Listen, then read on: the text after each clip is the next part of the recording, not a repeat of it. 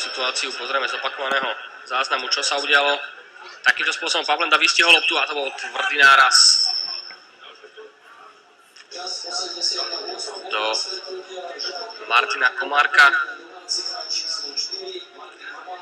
A Martin Komárek v prebiehajúcej 43. minúte druhého polčasu dostáva žltú kartu. Prvý hráč zo strany Senice, ktorý dostáva žltú kartu v tomto stretnutí, druhý hráč celkovo v tomto zápase, lebo už jednu žltú kartu sme videli, ktorú dostal Martin Babic v 6. minúte druhého polčasu. Ale toto bol naozaj veľmi tvrdý a nepríjemný zákrok, ktorý pocítil Patrik Pavlenda.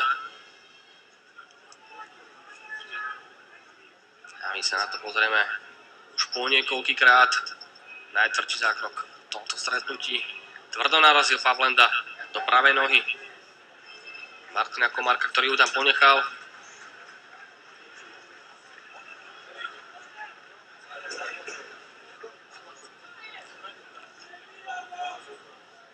A hra sa nám už preklenula do poslednej minúty riadnej hracej doby v druhom polčase.